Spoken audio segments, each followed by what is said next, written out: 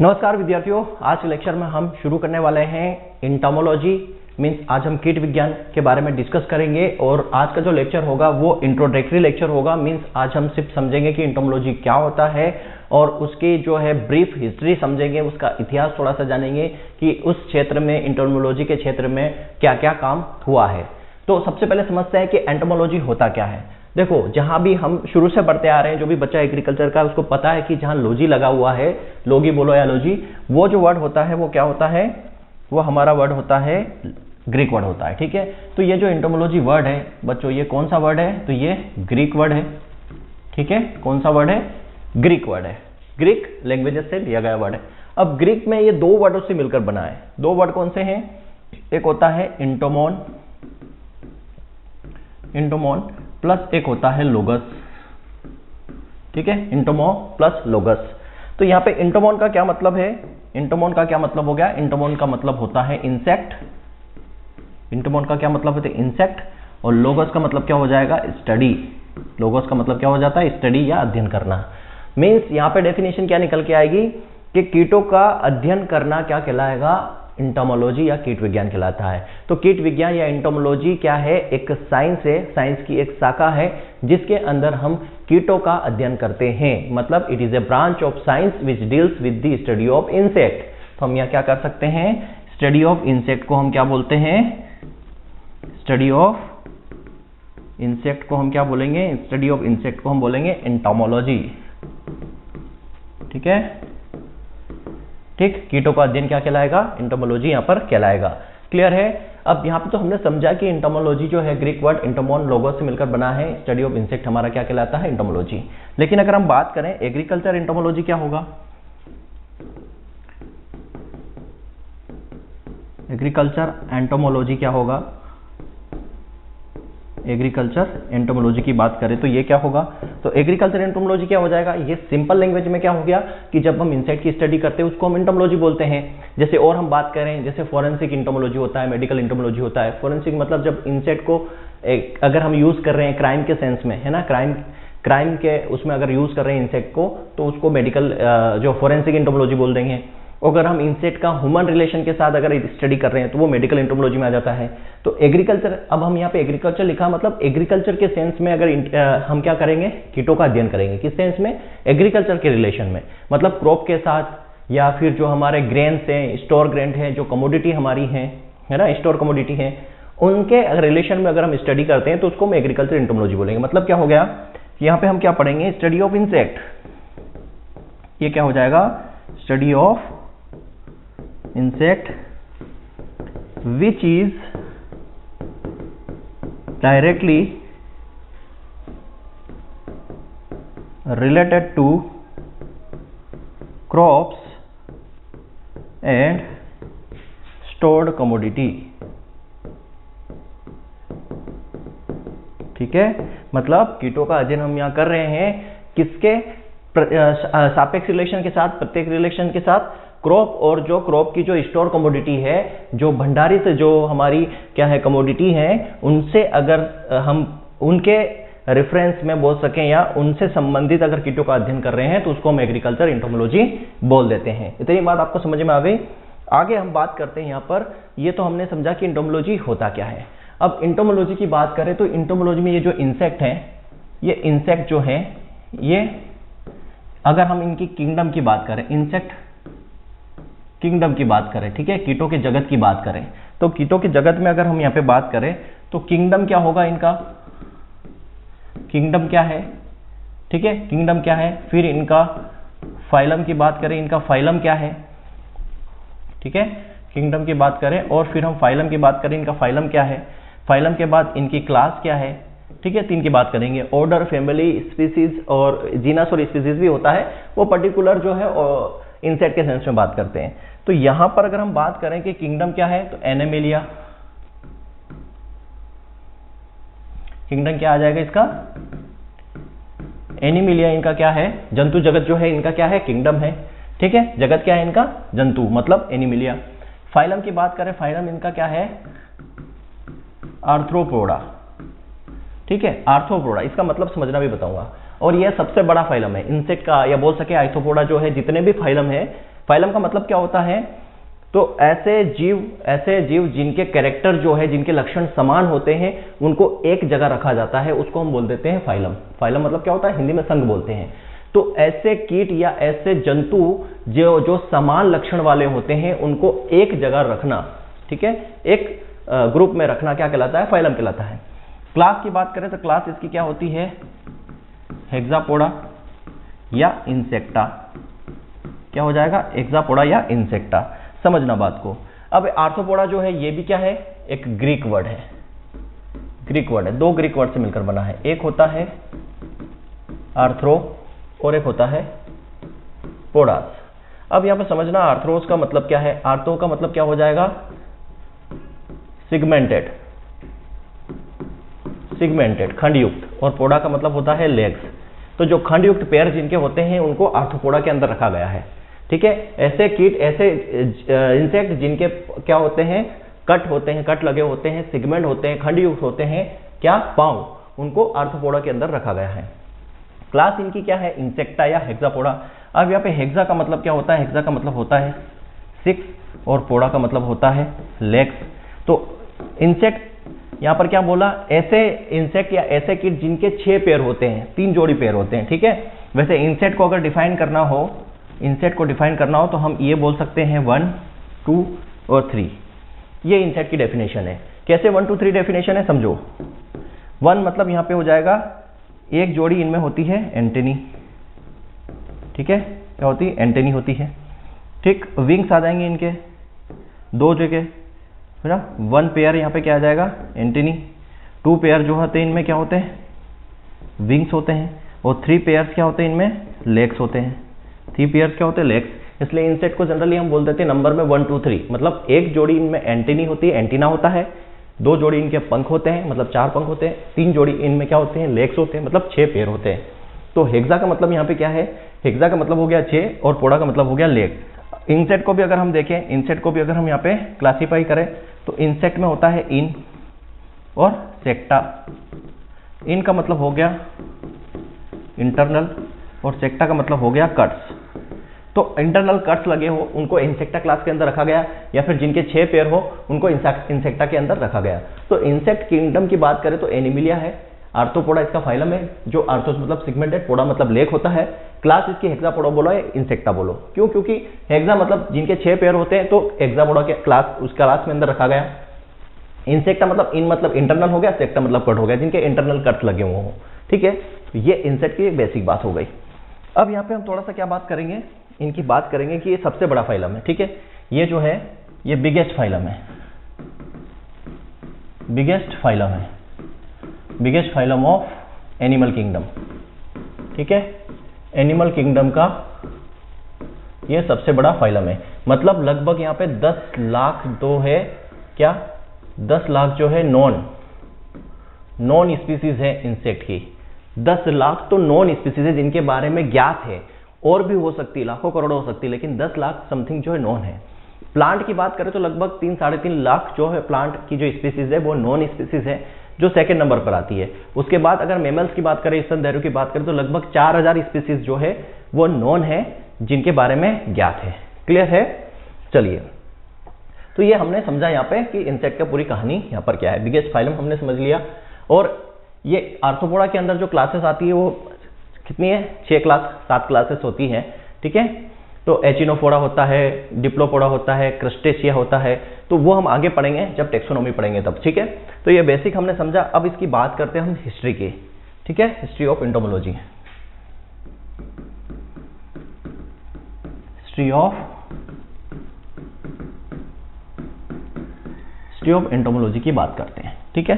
समझते हैं क्या क्या कैसे कैसे इसमें हुआ होगा, ठीक है।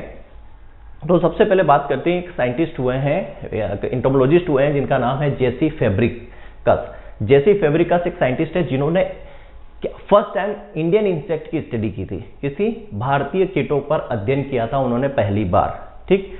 और उन्होंने भारतीय कीटों को 3 ऑर्डर के अंदर डिवाइड कर दिया था, ठीक है। ये काम उन्होंने किया था, किसने, जेसी फैब्रिकस ने। तो ये बात कब की है, ये बात है 1745 से लेके 1808 की, साइंटिस्ट कौन हुए? साइंटिस्ट हुए जेसी फेब्रिकस। जेसी फेब्रिकस साइंटिस्ट हुए। इन्होंने क्या किया था? इन्होंने फर्स्ट टाइम स्टडी की थी, first time study of Indian insect. ठीक है, फर्स्ट टाइम इन्होंने इंडियन इंसेक्ट की स्टडी की थी। इन्होंने फर्स्ट टाइम इंडियन इंसेक्ट की स्टडी की थी और इस इंडियन इंसेक्ट को इन्होंने क्या किया था? क्लासिफाइड इन 3 ऑर्डर, 3 ऑर्डर के अंदर उनको क्लासिफाई किया था। ठीक है, तो याद रखना ऐसा कौन सा वैज्ञानिक है जिन्होंने इंडियन इंसेक्ट को 3 ऑर्डर के अंदर क्लासिफाई कर दिया था? तो जेसी फेब्रिकस जो है वो। और जीआरएफ में भी क्वेश्चंस भी पूछा था कि इंसेक्ट टेक्सोनॉमी के फादर कौन है? Father of insect taxonomy, GRF 2022 का क्वेश्चन है। तो इंडिया के अंदर क्लासिफाई करने वाला वैज्ञानिक कौन है? जेसी फेब्रिकस है, तो यही कहलाएंगे father of insect taxonomy India के अंदर। ठीक है, वैसे तो टेक्सोनॉमी का फादर कौन है? कोरोलस लिनियस है। ठीक, अब बात करते हैं उन्हीं की। 1753 की बात है। ठीक है, साइंटिस्ट कौन है? कार्ल लिनियस, कोरोलस लिनियस, या इनको कार्ल लिनियस भी बोला जाता है। इन्होंने क्या लिखा? 10th एडिशन इनकी एक बुक है, 10th एडिशन बुक कौन सी? सिस्टेमा नेचुरी, सिस्टेमा नेचुरी बुक है। उसमें इन्होंने क्या दिया था?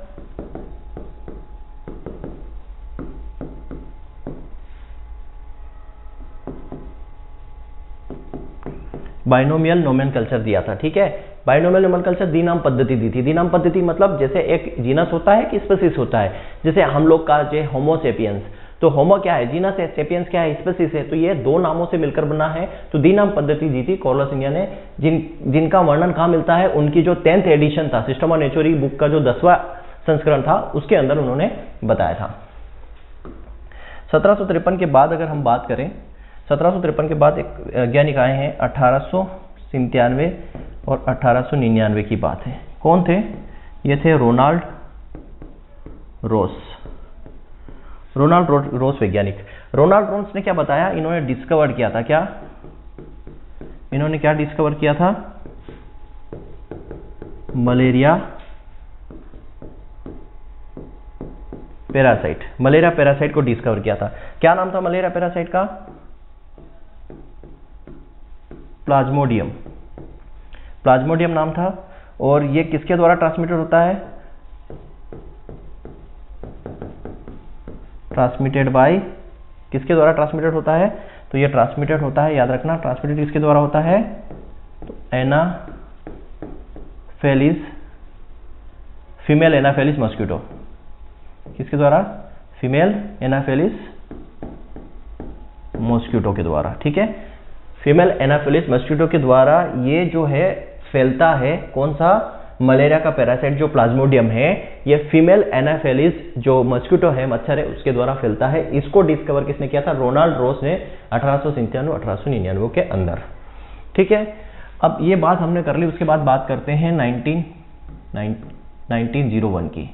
1901 में एक एंटोमोलॉजिस्ट हुए जिनका नाम क्या था? LD नाइसविली। ठीक है, LD नाइसविली, लियोनेल, क्या नाम था पूरा? Lionel de Niceville. अब ये क्या थे? ये appointed as first entomologist to government of India. याद रखना, गवर्नमेंट ऑफ इंडिया के लिए पहला एंटोमोलॉजिस्ट किसे अपॉइंट किया गया था? तो लियोनेल डी नाइसविली को अपॉइंट किया गया था, पहला एंटोमोलॉजिस्ट 1901 में। ठीक है, मतलब कि जब शुरुआत हुई थी एग्रीकल्चर की, मतलब 1881 के अंदर हमारा एग्रीकल्चर डिपार्टमेंट बना था, 1880 में फेमाइन कमीशन आया था, तो धीरे धीरे जो है हमें ज़रूरत पड़ने लगी कि कोई ऐसा स्पेशलिस्ट होना चाहिए जो कीटों के बारे में अध्ययन करे, कीटों को हमारी क्रॉप से बचाए। तो उसी सेंस में 1901 में पहला जो है एंटोमोलॉजिस्ट अपॉइंट किया गया था गवर्नमेंट ऑफ इंडिया ने।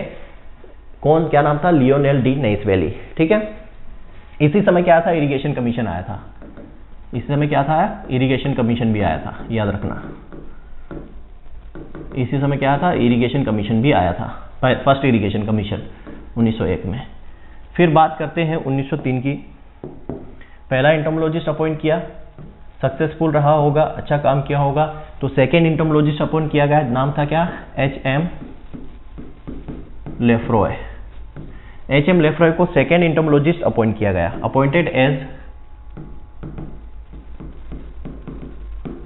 Appointed as second entomologist to government of India. ठीक है, भारत सरकार ने सेकेंड एंटोमोलॉजिस्ट अपॉइंट किया था, किसको, H.M. लेफ्रॉय को।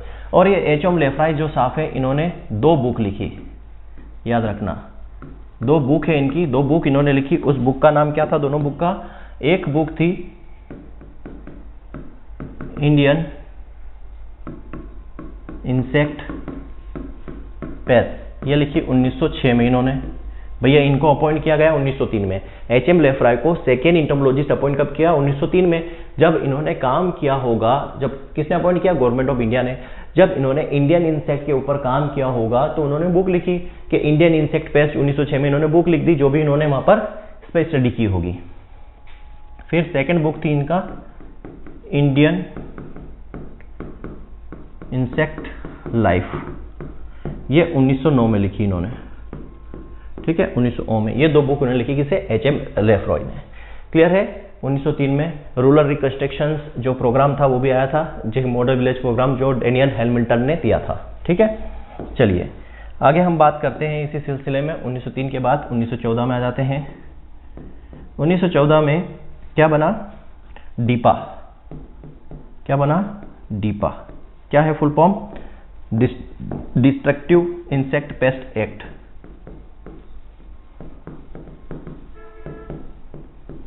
इंसेक्ट्स पेस्ट एक्ट बना, डिस्ट्रक्टिव इंसेक्ट्स पेस्ट एक्ट बना, डीपा जिसको बोलते हैं 1914 के अंदर।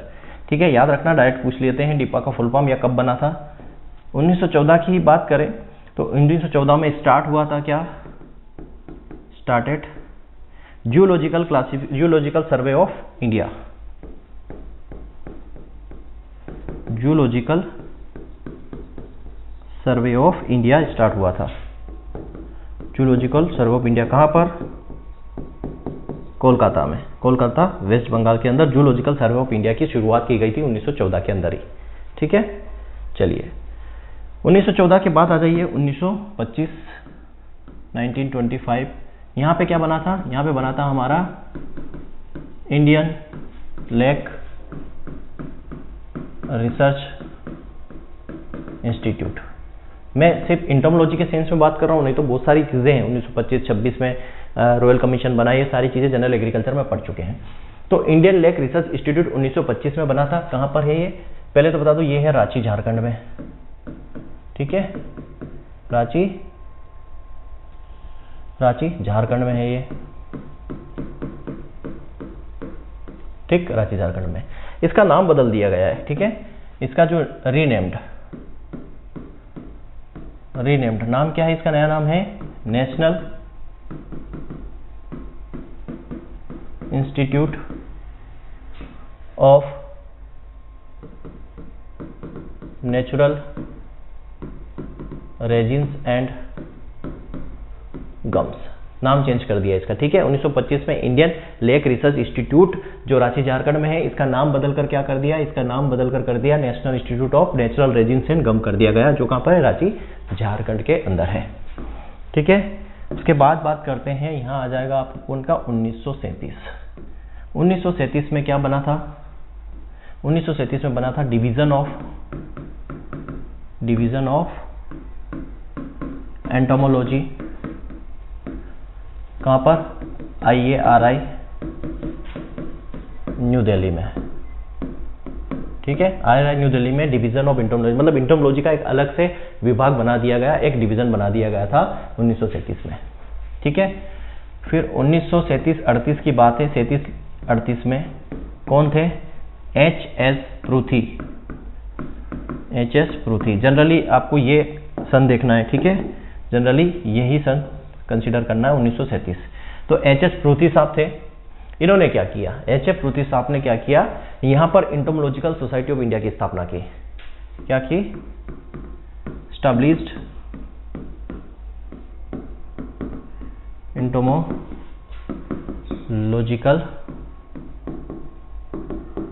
सोसाइटी ऑफ इंडिया की स्थापना की। ठीक है, कहाँ पर की, वही IRI नई दिल्ली में इन्होंने की एंटोमोलॉजिकल सोसाइटी ऑफ इंडिया। इनकी एक बुक भी है, text book of agriculture entomology, text book of agriculture entomology नामक बुक भी इन्होंने लिखी। और इन्हीं को क्या बना दिया गया, ये बुक लिखी उन्होंने 1969 में। ठीक है, और इन्हीं को क्या बनाया गया, फर्स्ट इंडियन एंटोमोलॉजिस्ट, याद रखना, फर्स्ट इंडियन एंटोमोलॉजिस्ट। ठीक है, बनाया गया, फर्स्ट इंडियन एंटोमोलॉजिस्ट थे ये एच.एस. पृथ्वी, हेम सिंह पृथ्वी। ऊपर हमने पढ़ा 1901 में फर्स्ट एंटोमोलॉजिस्ट अपॉइंट किए गए थे, लेकिन वो इंडियन नहीं थे। Second H.M. Lefroy second entomology appoint किए थे, वो भी इंडियन नहीं थे। तो फर्स्ट इंडियन एंटोमोलॉजिस्ट कौन है, एच.एस. पृथ्वी साहब, जिन्होंने एंटोमोलॉजिकल सोसाइटी ऑफ इंडिया की स्थापना की, text book of agriculture entomology लिखा, और इन्हीं को अपॉइंट किया गया था गवर्नमेंट ऑफ इंडिया के लिए first entomologist, first Indian entomologist. ठीक है, नेक्स्ट हम बात करते हैं 1946। 1946 की बात करें तो यहाँ पर क्या बना था, department of plant protection, storage and quarantine, plant protection, quarantine and storage, quarantine and storage. ठीक है, कहाँ पर है ये, फरीदाबाद, हरियाणा। ठीक है, directorate of plant protection, quarantine and storage, मतलब ये क्वारंटाइन, फर्स्ट क्वारंटाइन इंस्टीट्यूट है। ठीक है, याद रखना क्या है ये, first quarantine institute, first quarantine institute है। किसके लिए, तो भैया जैसे मान लो अभी कोरोना के टाइम में आपने क्वारंटाइन काफी सुना होगा कि आप कोई मान लो अमेरिका से भारत आ रहा है तो उसको एयरपोर्ट पर ही 14 दिन के लिए 7 दिन के लिए क्वारंटाइन कर देते थे। क्यों, क्योंकि भाई अगर उसके अंदर कोई संक्रमण हो तो 14 दिन 7 दिन के अंदर वो बाहर निकल जाए, नहीं तो अगर वो क्या करेगा, भारत में आके किसी और को फैलाएगा। तो कोई भी कमोडिटी भारत के अंदर लाई जा रही है, गेहूं, चना, कोई भी सीड है, कोई बीज है किसी प्रकार का, तो उसको पहले क्वारंटाइन में रखा जाता है, चेक किया जाता है कि इसके अंदर किसी प्रकार का कोई डिजीज या कोई पेस्ट कीट तो नहीं है, या फिर इसके अंदर कोई किसी और सीड की मिलावट तो नहीं है, इसलिए इनको क्वारंटाइन रखा जाता है। उसके लिए इंस्टीट्यूट बनाया गया, directorate of plant protection, quarantine and storage, जो फरीदाबाद, हरियाणा में है। क्लियर है। यहाँ पर एक और 1946 की बात करें तो यहाँ पर एक ट्रेनिंग इंस्टीट्यूट बनाया गया, प्लांट प्रोटेक्शन ट्रेनिंग इंस्टीट्यूट। ठीक है, नाम क्या था उसका, national plant protection training institute. ठीक है, कहां पर है ये, हैदराबाद में है, हैदराबाद तेलंगाना के अंदर है ये। ठीक है, हैदराबाद तेलंगाना के अंदर है ये, 1946 में। इसका नाम जो है ना, पहला जो क्या था, institute of plant health training institute था। मतलब क्या था, Indian institute of plant health के नाम से था। इसका नाम बदलकर national plant protection training institute कर दिया, जो हैदराबाद तेलंगाना के अंदर है, 1946 के अंदर। ठीक है, अब बात करते हैं 1951। 1951, एक मिनट, यहां पर हमने कुछ गड़बड़ किया क्या, हाँ ठीक है, कोई इश्यू नहीं। चलो 1951 की बात करें तो यहां पर एक साइंटिस्ट हुए थे, R.H. पेंटर। क्या नाम है, R.H. पेंटर। इन्होंने टर्म दिया, कौन सा टर्म दिया, रेसिस्टेंस टर्म इन्होंने दिया, और रेसिस्टेंस टर्म दिया, और इन्होंने एक बुक लिखी, क्या लिखी, एक बुक लिखी जिसका नाम था इंसेक्ट रेजिस्टेंस ऑफ क्रॉप। ठीक है, insect pest resistance of crop book लिखी, क्या नाम था उसका, इंसेक्ट पेस्ट रेसिस्टेंस इन क्रॉप्स बुक लिखी। इसलिए इनको क्या बोला जाता है, father of host plant resistance, father of host plant resistance, इन्हीं को बोला जाता है, R.H. पेंटर को। रेजिस्टेंस टर्म दिया इन्होंने, रेजिस्टेंस के ऊपर बुक लिखी, और होस्ट प्लांट रेजिस्टेंस के फादर इन्हीं को बोला जाता है। ठीक है, होस्ट प्लांट रेजिस्टेंट इनको बोला जाता है। चलिए बात करते हैं 1960 की। 1960 में क्या बनाया गया था? Desert locust of India, desert locust of India का क्या बनाया था? मोनोग्राफ। मोनोग्राफ किसने बनाया था? YL राव ने। ठीक है, YL राव ने डेजर्ट लोकस्ट जो हमारा जो सबसे ज़्यादा नुकसान करता है, जो पाकिस्तान से राजस्थान के थ्रू होकर भारत के अंदर फैलता है, जो पूरी पूरी फसल को ख़राब कर देता है, डिजर्ट लोकस्ट सिस्टोसर्का ग्रिगेरिया जिसका नाम है, 1 घंटे में लगभग 16 से 20 किलोमीटर तक ये चला जाता है और झुंड में रहता है और एक साथ पूरी पूरी क्रॉप को ख़राब कर देता है। तो इसका मोनोग्राफ बनाया था YL राव ने 1960 में। देन 1964 की बात करें, ठीक है, 1964। तो 1964 में एक वैज्ञानिक हुए, नाम क्या है इसका? पॉल डी बेच। इन्होंने क्या किया? एक बुक लिखी जिसका नाम था biological control of insects paste and weeds. ठीक है, पॉल डी बेच ने 1964 में पॉल डी बेच ने एक बुक लिखी biological control of insect pest and weeds. ठीक है, नाउ हम बात करते हैं 1968 में क्या आया? Insecticide act. ठीक है, इंसेक्टिसाइड एक्ट इनेक्टेड मतलब पास हुआ और कम इनटू फोर्स कब? 1971 में लागू हुआ।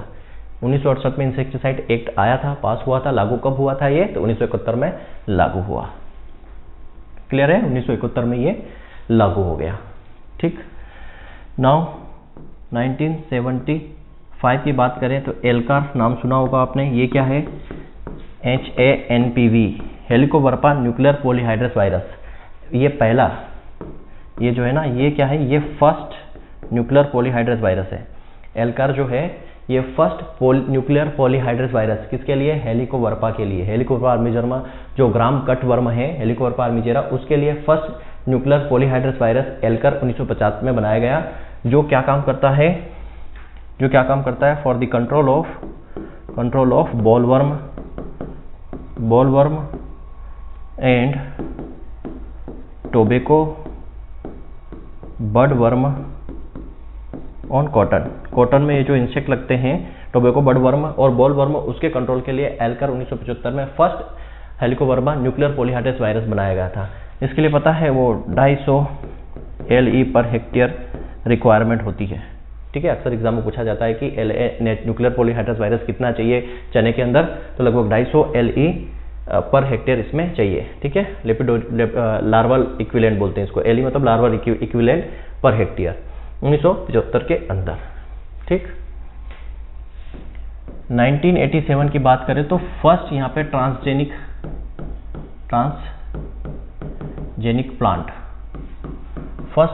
प्लांट डेवलप किया था।